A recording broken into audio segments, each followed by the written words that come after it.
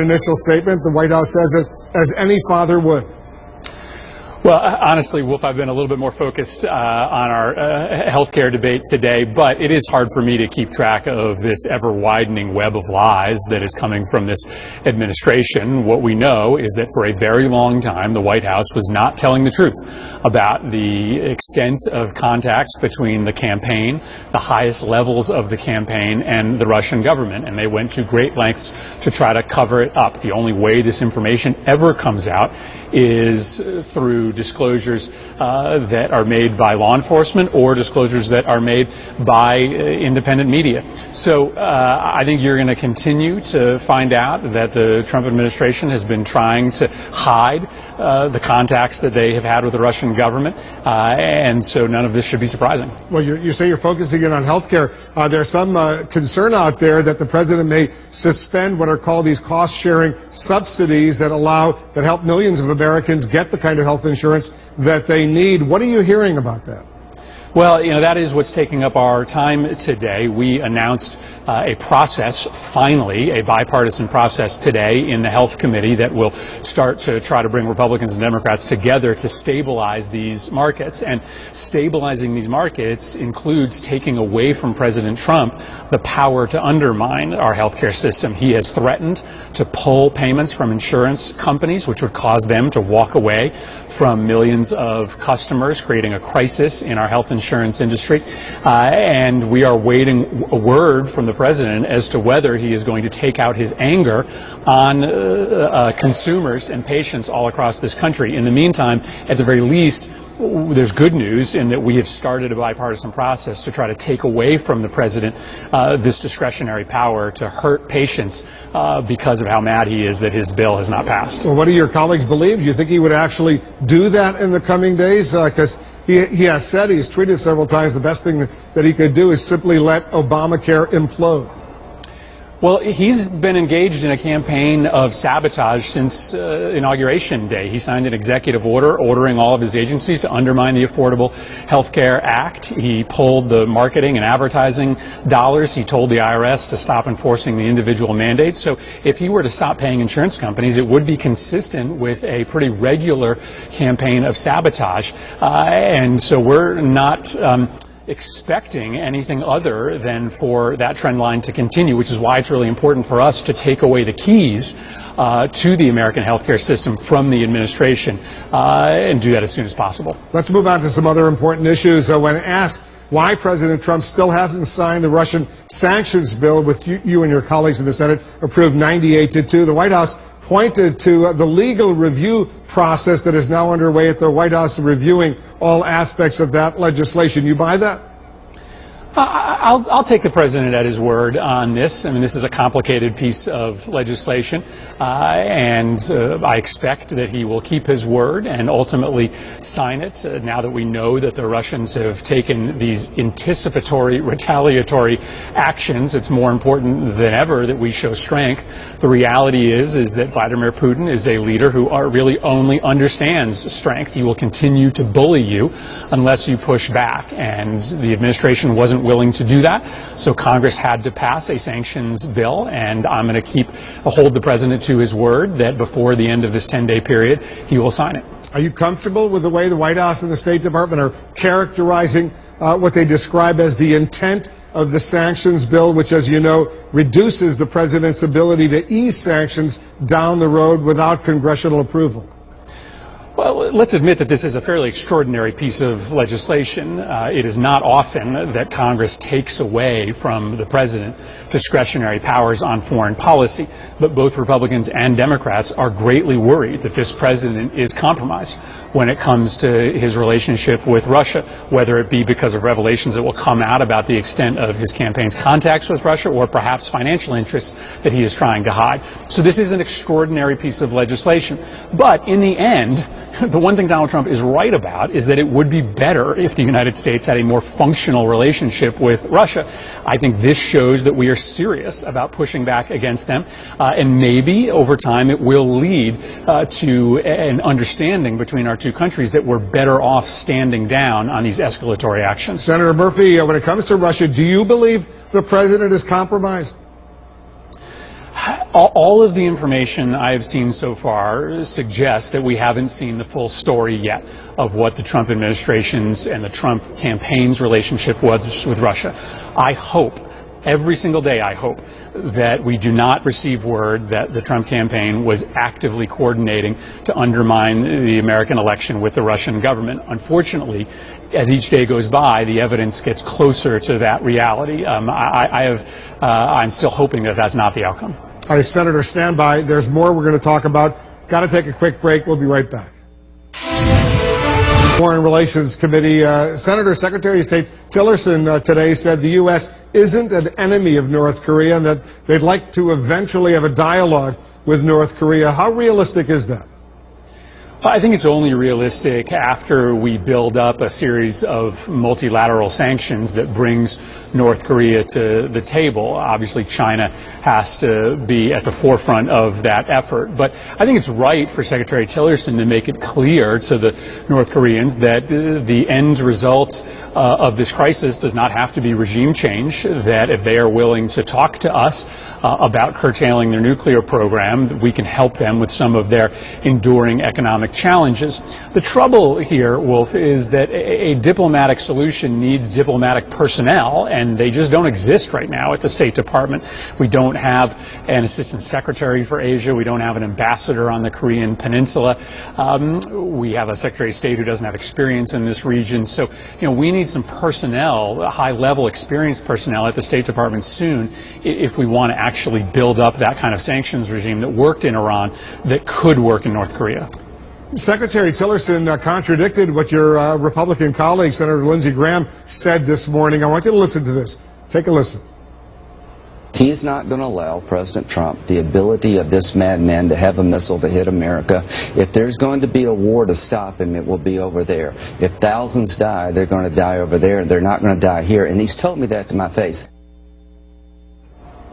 What do you think? You think that the Secretary and the Senator are on the same page? Well, if I didn't get that audio, actually... Let me read it to you. Sure. This is what Lindsey Graham said on the Today Show. He's not going to allow President Trump the ability of this madman to have a missile to hit America. He was referring to the president. If there's going to be a war to stop them, it will be over there. If thousands die, they're going to die over there. They're not going to die here. And he's told me that to my face. He's referring to a conversation he had with the president, which raises questions about whether the president and the Secretary of State are on the same page. Well, let's be clear about what would happen on the Korean Peninsula if military hostilities were to break out. It wouldn't be that thousands would die.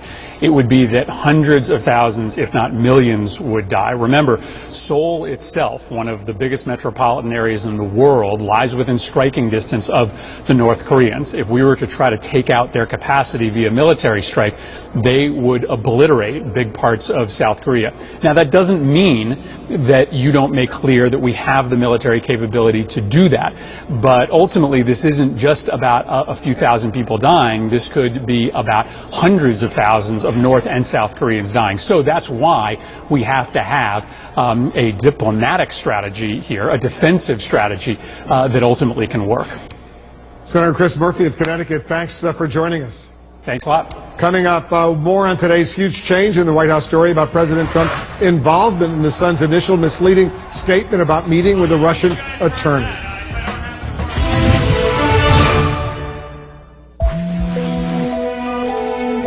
Unanimously confirmed, I believe, by the Senate Judiciary Committee. We should have the results momentarily on that. As we await that, Phil Mudd, our own Jake Tapper, he reported that a prankster in the UK was able to trick a bunch of White House officials into believing they were getting email from their colleagues on the White House staff, pretending to be other White House officials, including the now former communications director Anthony Scaramucci and the Homeland Security advisor to the president, Tom Bossert, who's an expert supposedly on cyber warfare. What concerns does this raise that they were duped by this prankster in the UK? My concerns are not on the duping. This happens every day in corporate America. Every corporation in America should be undergoing tests to determine whether their employees will pick up an email like this.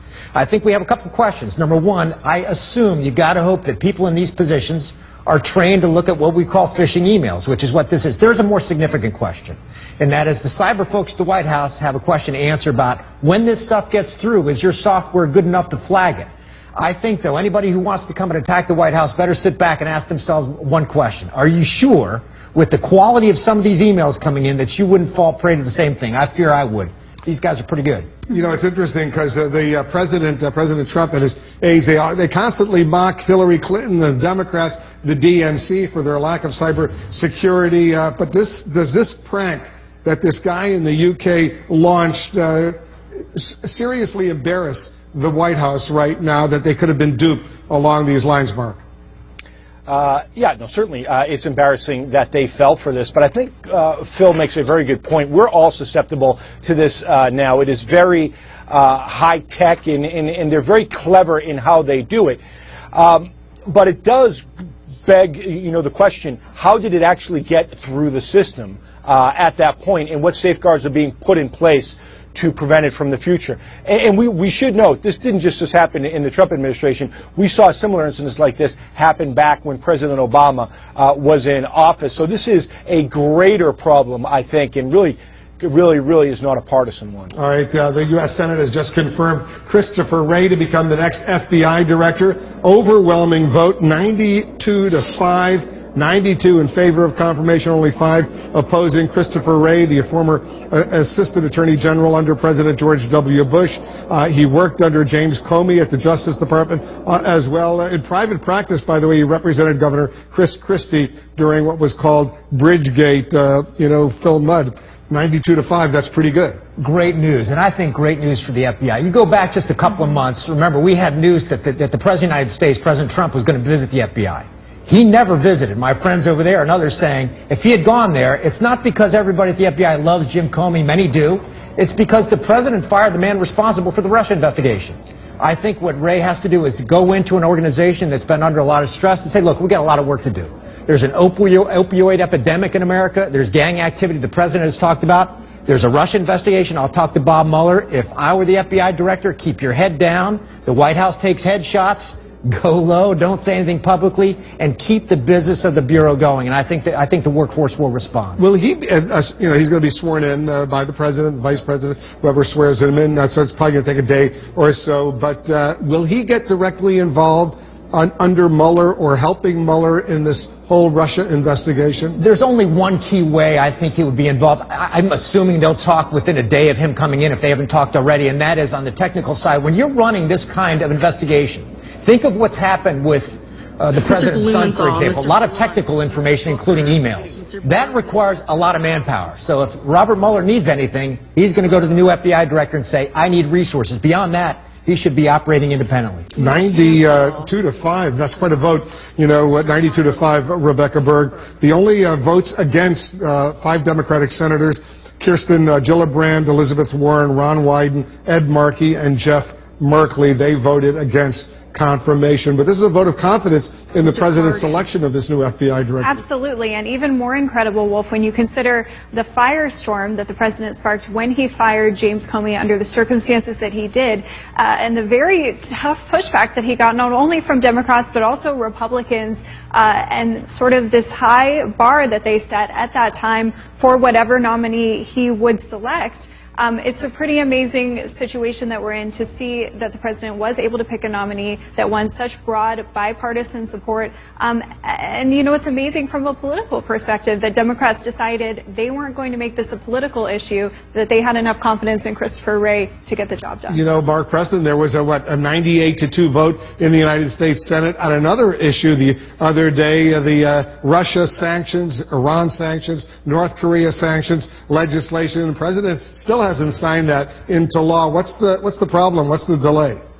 Well, we're hearing from the White House that it's a very complicated legislative measure, and they want to review it, which I find really interesting, because if they don't know what's in that legislation right now, or as it was going through committee and then to the House and the Senate floor, you have to wonder, what were they thinking? I do think there are a lot of people out there, specifically in Washington, who are involved in this, whether they're Republicans or Democrats, Wolf, that are wondering, why hasn't he signed this into law? Clearly, it has the full support of both Democrats and Republicans on Capitol Hill.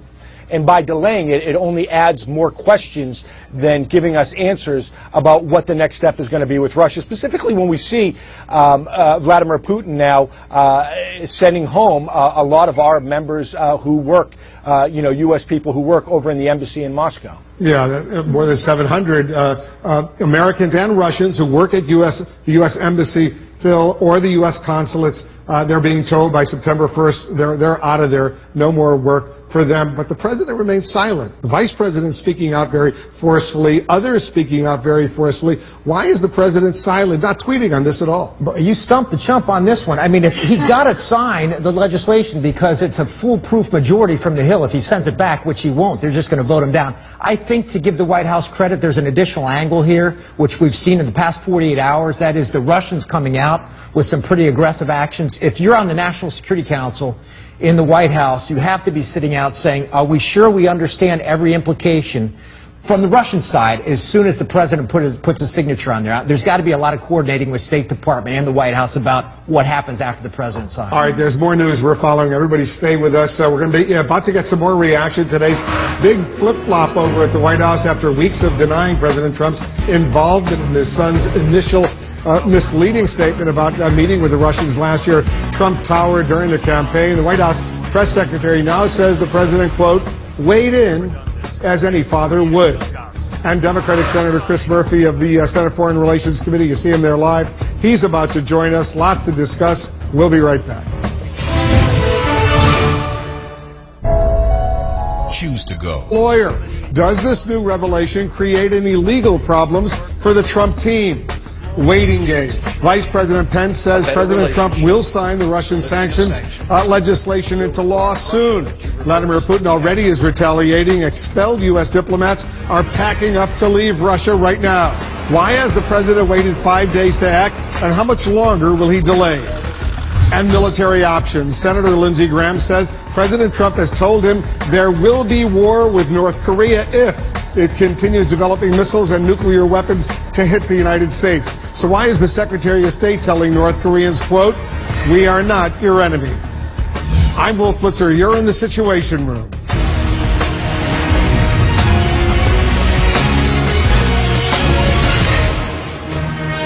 This is CNN Breaking News. We're following breaking news and a huge reversal from the Trump team after weeks of denying the president was involved in the misleading initial statement about his son's meeting with a Russian attorney during the presidential campaign. Today, White House Press Secretary Sarah Huckabee Sanders told reporters the president, quote, weighed in as any father would, close quote.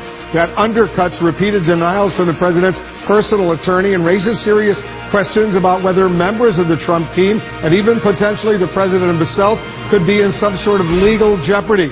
The top Democrat on the Senate Intelligence Committee, Senator Mark Warner, is complaining that even though the administration keeps saying there is nothing to the Russia story, they don't act that way at all. Senator Warner tells CNN it seems a bit strange, he says, that the president of the United States helped draft a statement that, quote, intentionally deceived the American people.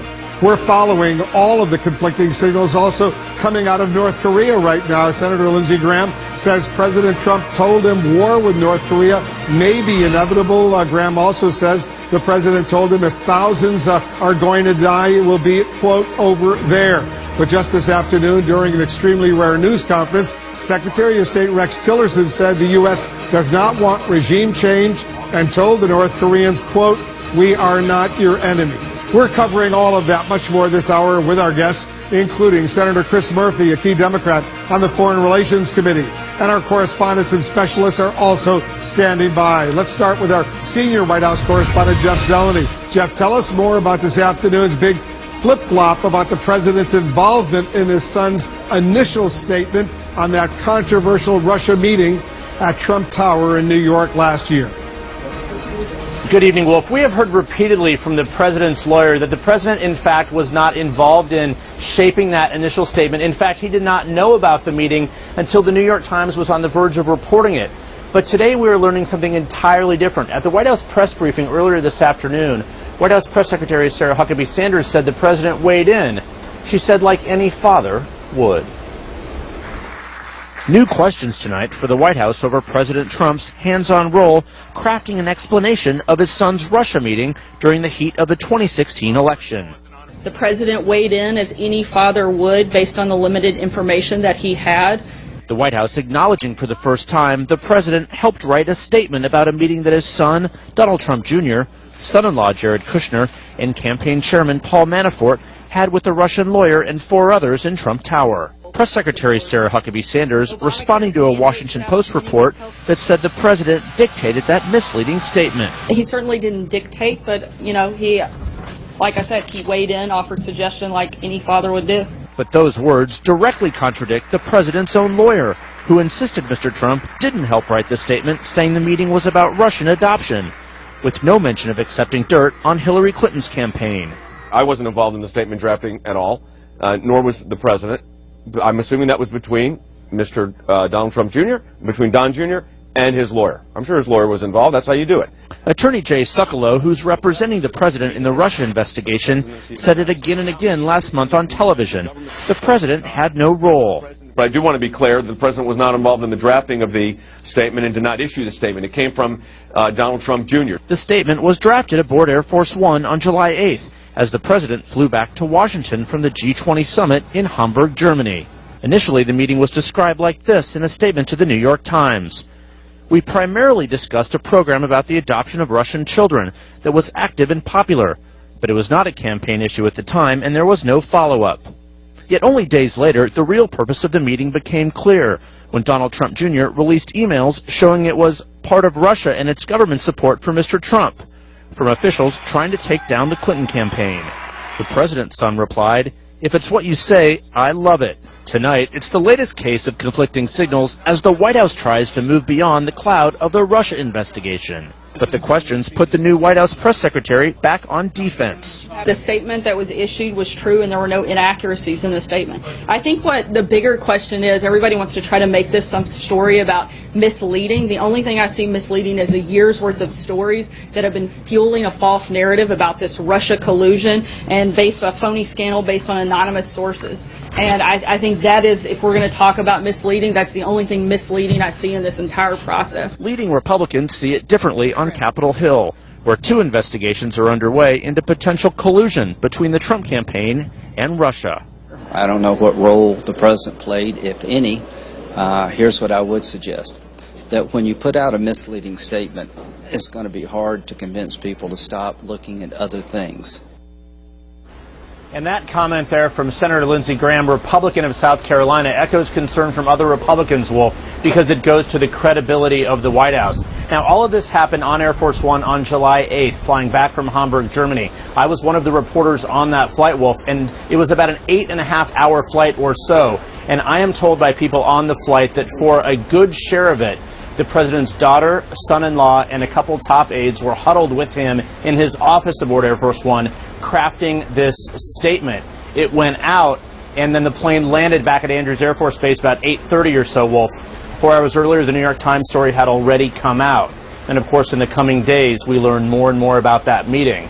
So indeed, that happened after the G20 summit as they were flying home here to Washington. Yeah, very interesting indeed. Jeff Zeleny doing excellent reporting for us, as he always does. Let's get some reaction up on Capitol Hill. CNN's Ryan Nobles is standing by. Ryan, a top Democrat says the president's son and other top members of the Trump team have to tell their stories in person. Update our viewers.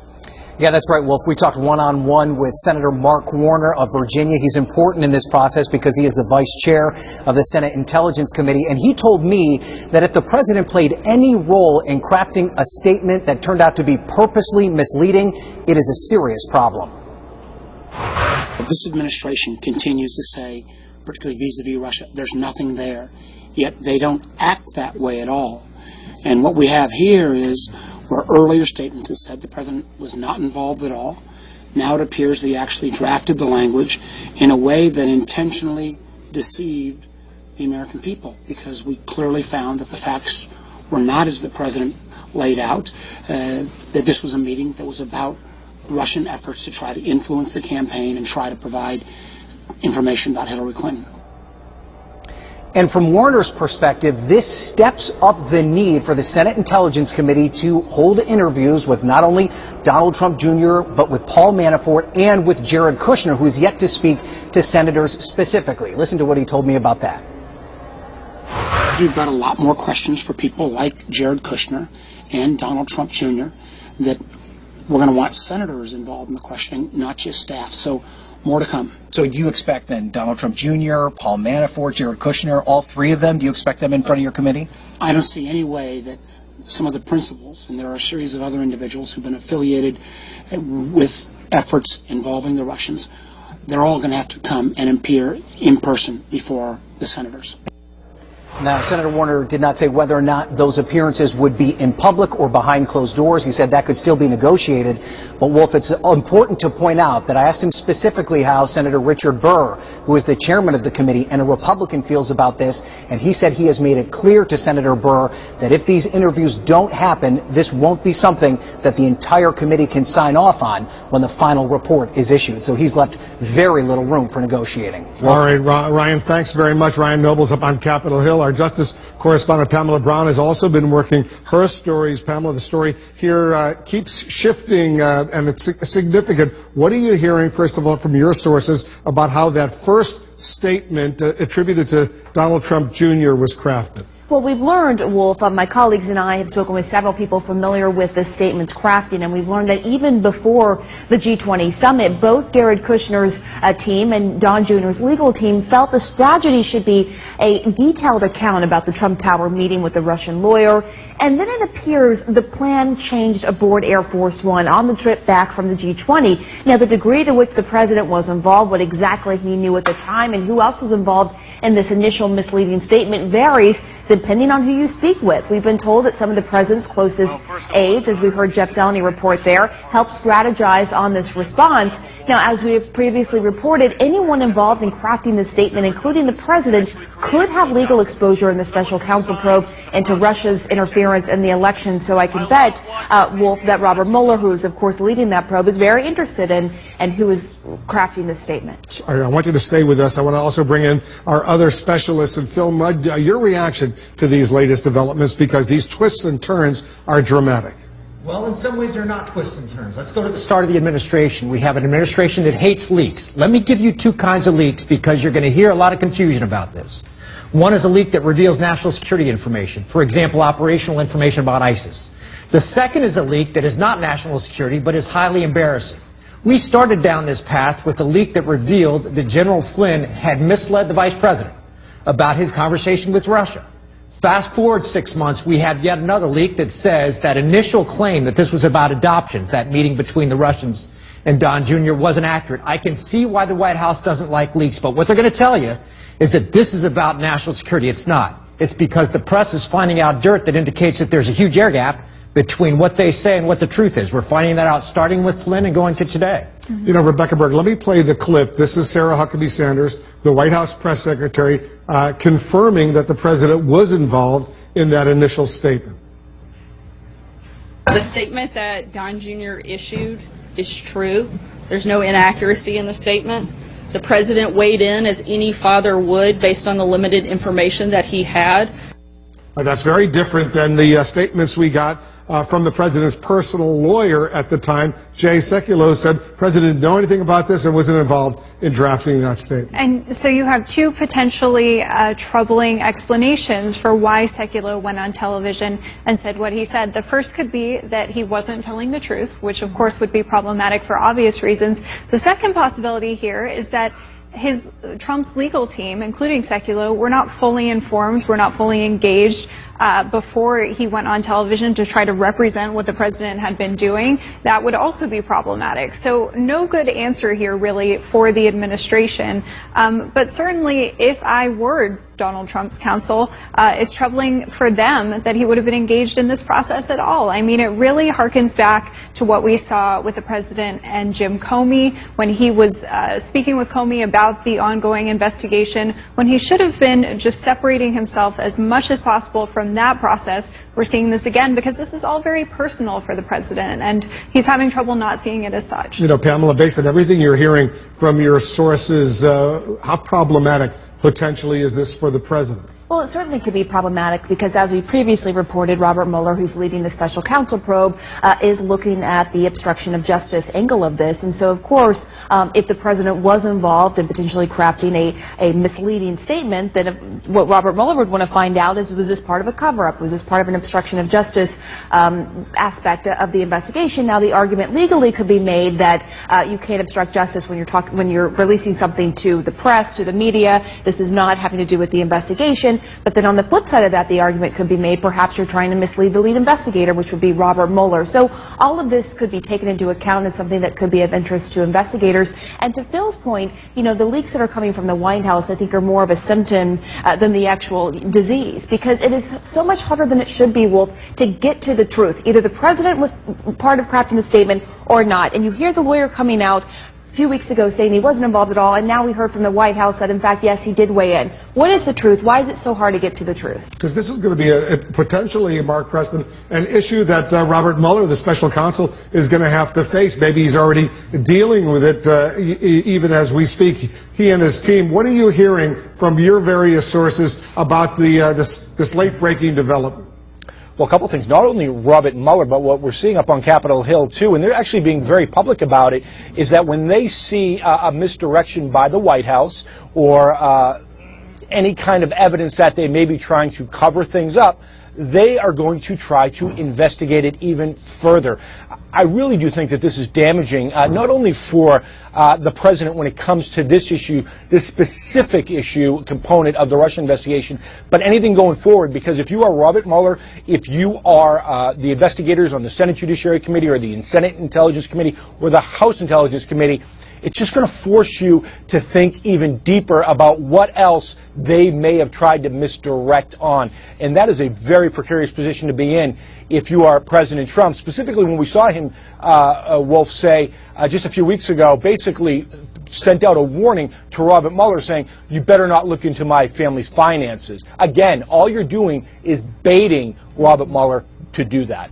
Everybody stand by. There's a lot more going on, including right now on the Senate floor. Senators are voting on the confirmation of Christopher Wray to become the next FBI director, succeeding James Comey, who was fired. We'll have that. We should get the result momentarily. We'll take a quick break. We'll be right back. Aaron Burnett out front. Stories that matter. You've got the money and you've got the passion, but how do you actually make a difference? From the people making headlines. Did you?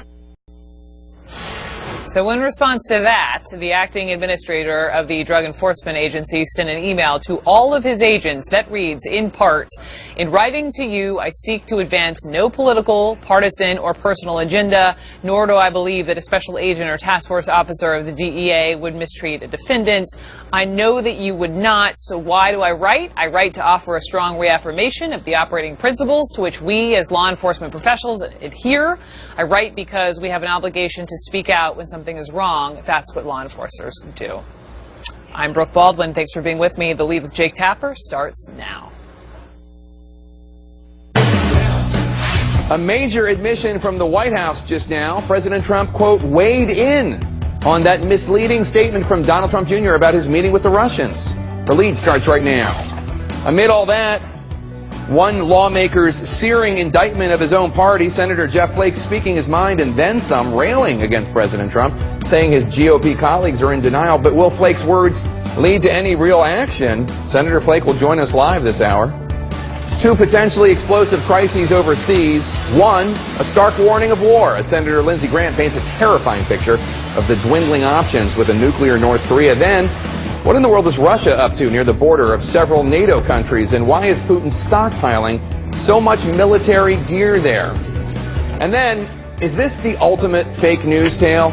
A new lawsuit alleging the White House may have helped concoct a huge fake news story along with Fox News, exploiting crackpot conspiracy theories and smearing a young murdered DNC staffer.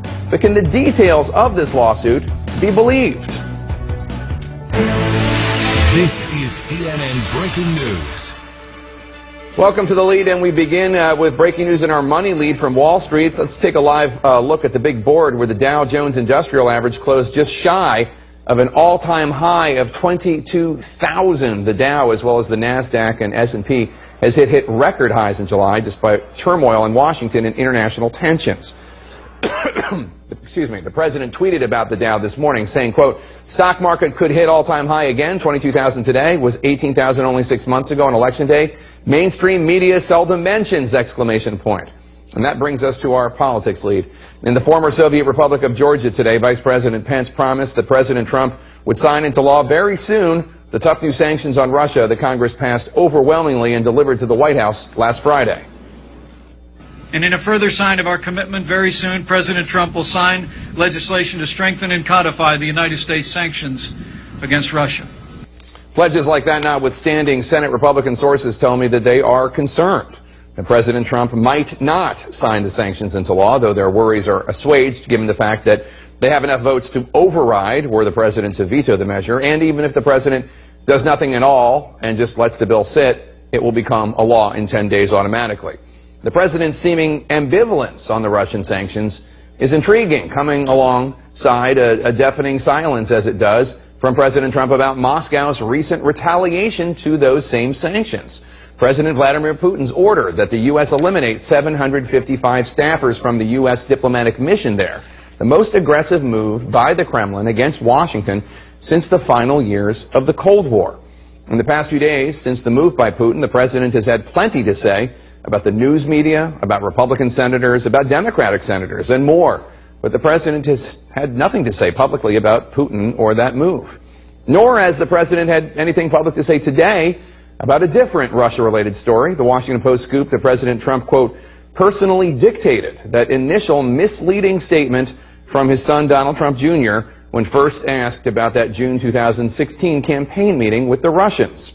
We now know that the encounter happened because an associate of Donald Trump Jr. offered to get him a meeting with a Russian government lawyer who was promising incriminating information about Hillary Clinton. But that initial statement about the meeting was misleading.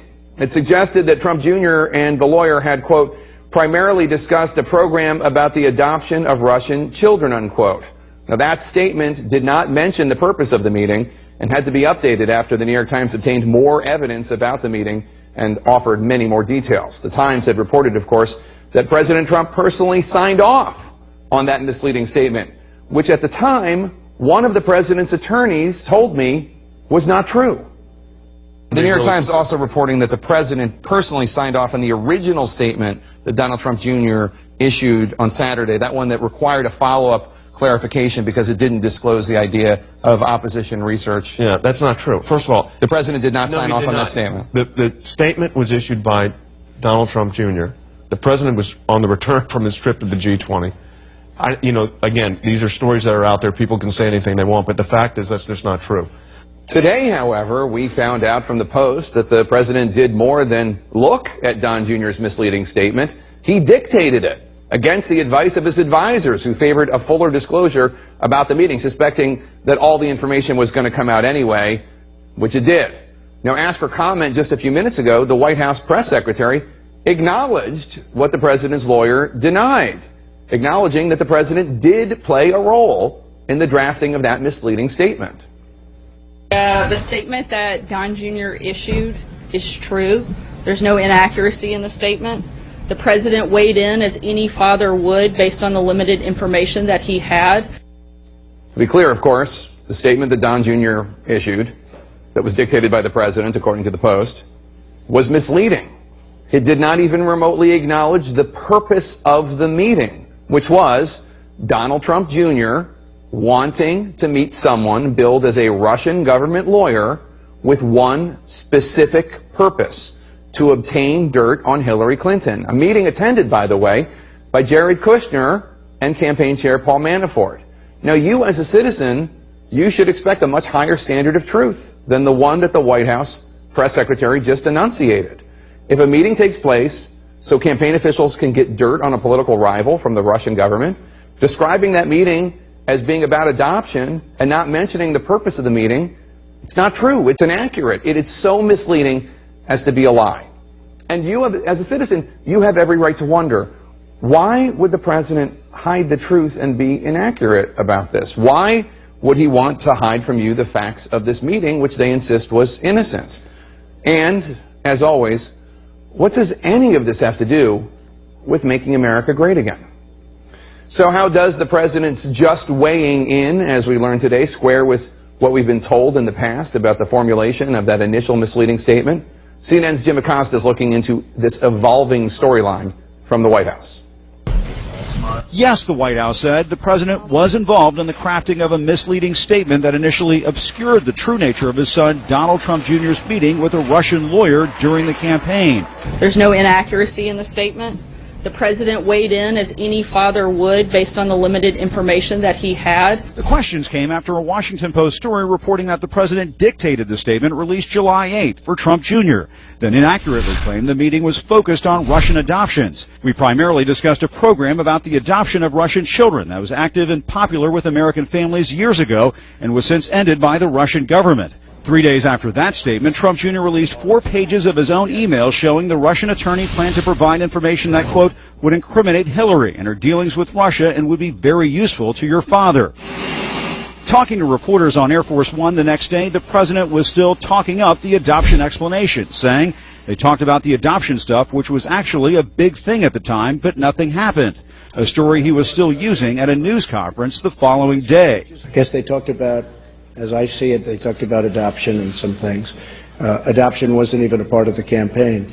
But nothing happened from the meeting. Zero happened from the meeting. And honestly, I think the press made a very big deal over something that really a lot of people would do. Say something. Asked about that initial misleading statement from Donald Trump Jr., White House outside counsel Jay Sekulow insisted the president was not involved. That statement was, by the way, I wasn't involved in the statement drafting at all, nor was the president. I'm assuming that was between Mr. Donald Trump Jr., between Don Jr., and his lawyer. I'm sure his lawyer was involved. That's how you do it. And you know that. And so to put this on the president, I think is just absolutely incorrect. Leaders from both parties say the president's involvement in his son's statement is yet another concern for the Russia investigation. If it's true, I think it is of serious concern, but we don't know that it is. If you'd had the emails available to you, you would understand that the whole meeting wasn't about adoption, that the email chain shows that it was about the Russian government wanting to help the Trump campaign. I don't think the statement helped Don Jr. I don't know what role the president played, if any. Here's what I would suggest, that when you put out a misleading statement, it's going to be hard to convince people to stop looking at other things. The other big question lingering here at the White House is whether the president would sign a bill that would limit his ability to ease sanctions on Russia. Today, the White House said the president would sign that legislation. Congressional leaders were not very concerned the president would veto the bill. The measure has enough support in Congress to override any veto. And Jake, getting back to Donald Trump Jr.'s statement, for all the talk about the new chief of staff here bringing order and discipline to the White House, there's another thing that's in short supply over here, and that's honesty. Jake? Jim Acosta, thank you so much. Let's turn now to Republican Senator Jeff Flake of Arizona, whose new book is rattling more than a few cages today. It is titled Conscience of a Conservative, A Rejection of Destructive Politics and a Return to Principle. Senator, thanks so much for being here. I have a different Conscience of a Conservative book at home by Barry Goldwater. Like that one. Barry Goldwater. It looks a lot like this one. Obviously, the content very different. Congratulations on the book. Well, thank you. I want to get to that in a second, but first, let's start with this news. The Washington Post reporting and the White House confirming that President Trump played a role in drafting this initial misleading statement about Donald Trump Jr.'s meeting with the Russians. What's your reaction? I was surprised to hear that, but I know that the committees of jurisdiction, the Senate Intelligence Committee on a bipartisan basis is looking at this, as they should, and I'm sure Bob Mueller and others will as well. So, but it was a bit of a surprise. Well, what about the fact that you have the president's lawyer going out there and telling people he did not play any role at all in the drafting of the statement, and now we're told that he did, and then also just the issue of the fact that the statement was misleading. It said it was just about adoptions, when obviously we know, as Lindsey Graham just said, that the purpose of the meeting was to get dirt on Hillary Clinton. Does this White House have a huge credibility gap? Well, I would agree with Lindsey in that regard. It's tough to tell people not to look elsewhere if they don't believe that you're giving the full story. But we'll leave it to the committee's jurisdiction. I'm glad we have a bipartisan committee looking into this, and the Senate Intelligence Committee, and they're committed to do it, and others are as well. So, Sarah Huckabee Sanders, the White House press secretary, was asked today if the credibility gap, these transparency and honesty issues, were hurting the Republican agenda. Take a listen to what she had to say. I think what's hurting the legislative agenda is Congress's inability to get things passed. What do you think? Well, that's a pretty fair criticism. You know, first and foremost, it's our responsibility to pass things. We, I think, have reached the limit of what we can do on health care with just our party. And so we're going to be reaching across the aisle, and perhaps we should have started that way, but that's where we're going. What do you think of the new Chief of Staff, retired Marine General? I'm glad he's there. Yeah. I think it's been a good start, and obviously the measures that have been taken so far, I think, will give us more confidence that we'll see a little less chaos over there, and that'll help. That'll help. Let's turn to your book. You have a comment in here which was really fascinating. I mean, there's a lot of criticism about the president and his behavior and how Republicans, conservatives specifically, have dealt with him. At one point you write, quote, "To carry on in the spring of 2017 as if what was happening was anything approaching normalcy required a determined suspension of critical faculties and tremendous powers of denial." It's a pretty strong thing to say. Yeah. What do you think Republicans, conservatives, Americans should be doing? Well, there are two parts of conservatism. The first, I would argue, is policy. We've always adhered to limited government, economic freedom, individual responsibility. Barry Goldwater in 1960 felt that the party was straying from those principles, and that's why he wrote the original Conscience of a Conservative. I think we're facing a similar crisis now, where we've kind of, as Republicans, taken up an unfamiliar banner that this populism and in some cases xenophobia, anti-immigration, protectionism. That's not familiar to us, and I don't think that is a governing philosophy. So on the policy side, I think we have an issue. But also, being conservative means, particularly in foreign policy, that you're steady and that you're measured in your use of diplomacy and force and predictable, and that we embrace our allies and recognize our enemies. And that, I think, has been lacking, and I'm concerned about that. I've heard from many Republicans on this show and also just talking in the green room who think that, in fact, the president's point of view is embracing our enemies and giving the stiff arm to our allies in a lot of ways. Well, for those of us who were raised in the Cold War and having the Soviet Union and now Russia adopting some of the same attitudes as the Soviet Union, that was the existential threat. And now to be seen as being more friendly or more trusting, and to distrust our own institutions of government, our intelligence communities, just seems foreign to us, and I think it should seem foreign to us. And I think we need, when we see that, to speak up more often. Senator, stick around. We're going to take a very quick break. When we come back, we'll talk more about your book. Stay with us. Erin Burnett out front. Stories that matter. You've got the money and you've got the passion, but how do you actually make a difference? From the people making